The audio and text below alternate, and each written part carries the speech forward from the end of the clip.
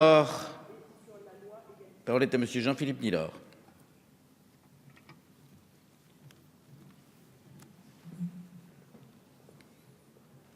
Comme vous le savez, nous sommes en temps programmé, mais une exception pour les non-inscrits qui doivent respecter les 5 minutes. J'ai déjà été très tolérant avec vous, Madame Pinel. Monsieur Nilor a la parole.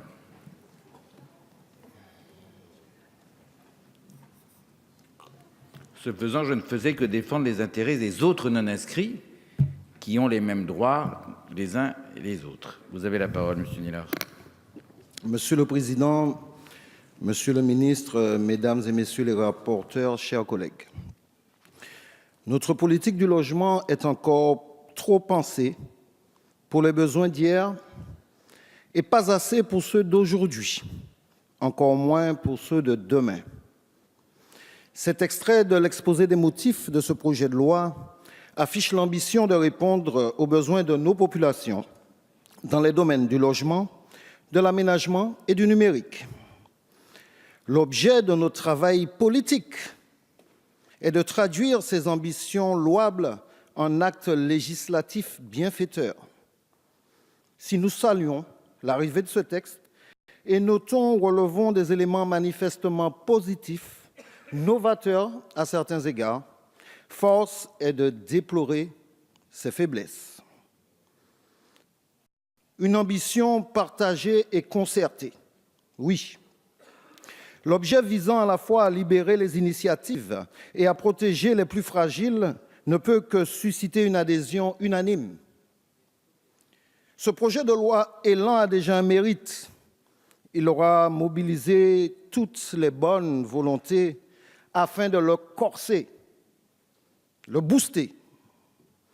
Parce que cet élan doit être suivi d'un envol, pas d'un saut dans un vide social et sociétal.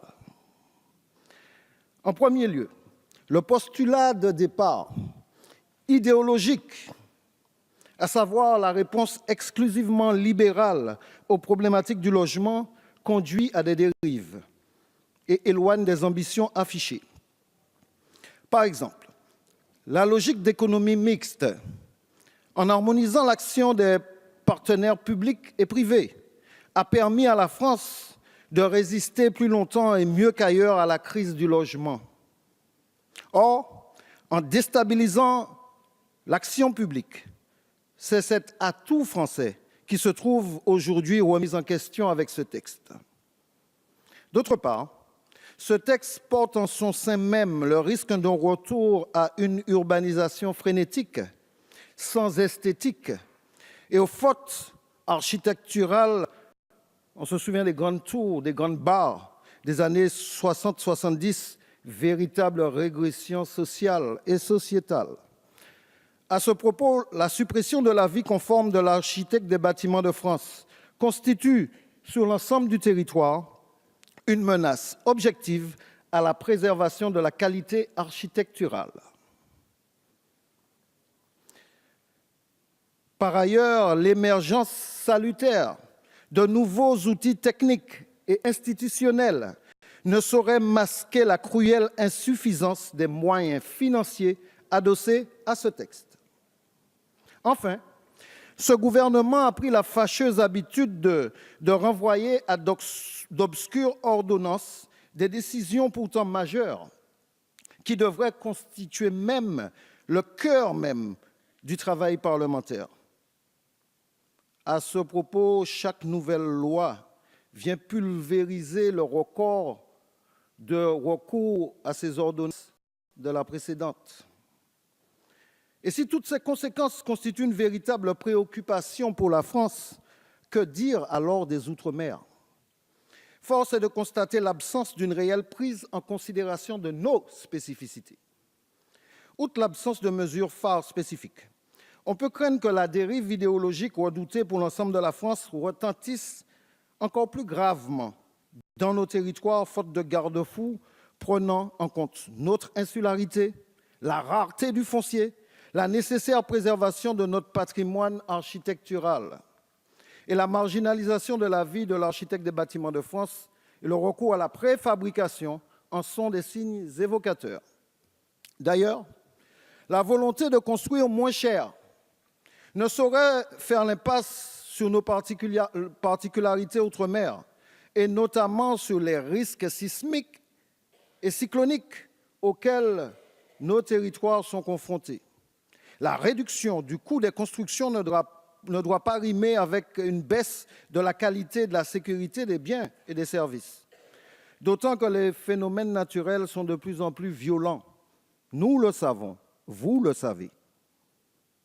Les catastrophes Irma et Maria nous l'ont brutalement rappelé. À défaut de précaution, la généralisation du recours aux préfabriqués, du low cost, pourrait conduire à une réelle mise en danger de la vie d'autrui. Nous aurions dû profiter de l'opportunité de ce texte pour instituer et sanctuariser un principe de précaution habitat à l'exemple du principe de précaution santé.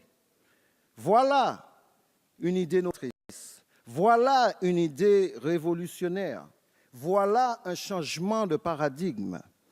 En Outre-mer, le non-recours systématique aux architectes dû à l'allègement des procédures pourrait, d'une part, exacerber en effet la production de logements inadaptés aux conditions climatiques, notamment à la ventilation naturelle, et d'autre part, contribuer ainsi à la hausse de la facture énergétique en climatisation, en électricité.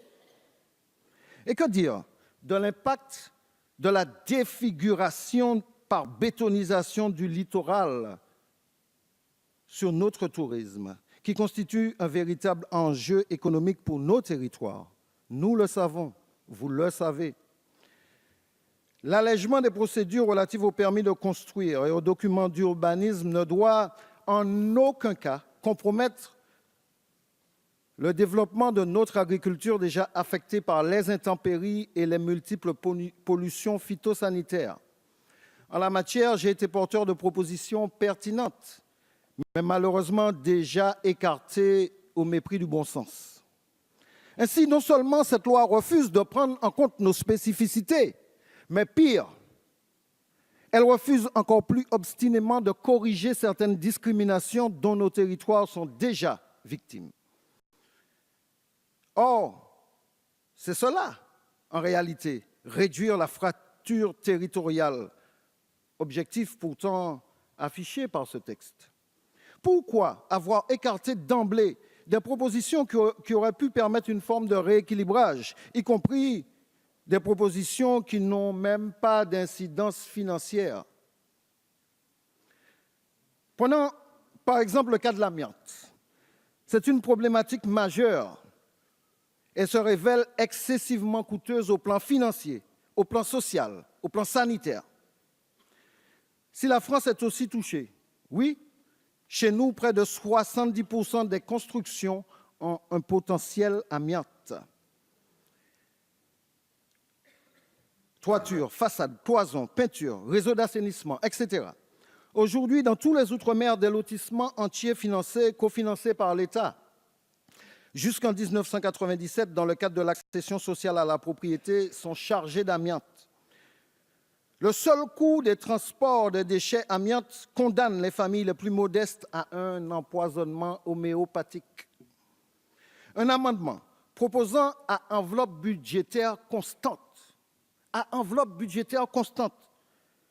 de financer moins de dossiers, mais de mieux les financer, en allant au-delà du plafond de 80% d'aide publique, a, contre toute attente et de manière fort injuste, été victime des foudres de l'article 40.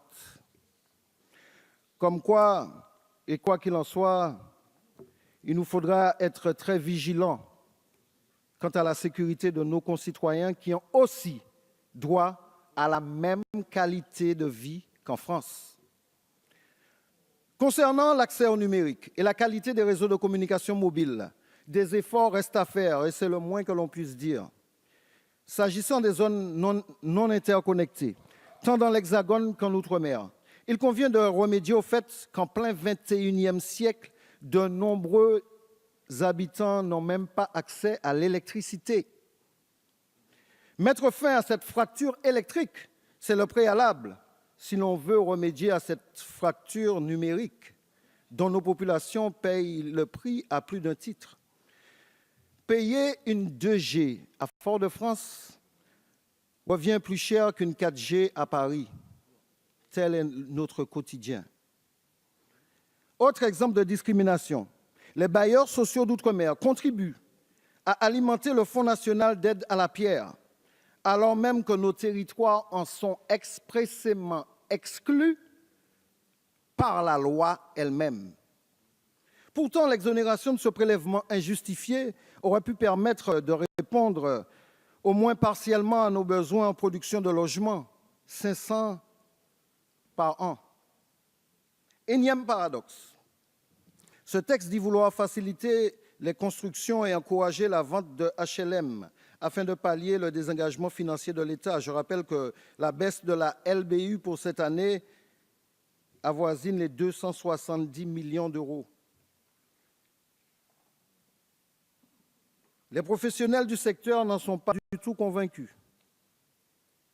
C'est particulièrement vrai en Outre-mer, où, après la mort de la défiscalisation solidaire et sociale, la suppression des aides facilitant l'accès à la propriété pénalisera encore nos populations. Pire, c'est l'ensemble de l'économie, et notamment le secteur du BTP déjà à bout de souffle, qui risque d'être impacté. Vous le savez, nous le savons. Nous sommes porteurs d'un certain nombre d'amendements constructifs et constructeurs qui démontrent bien l'exigence que nous nous imposons en tant qu'élus responsables, forts d'une connaissance du terrain, exigence d'agir pour ne plus subir. Sur ce sujet comme sur d'autres, le pouvoir central parisien ne saurait demeurer aveugle ni sourd aux remontées des territoires. À défaut, je vous le prédis, à force de tirer sur toute initiative constructive du peuple d'en bas, Jupiter risque d'être très prochainement à court de foudre. Je vous remercie. Merci.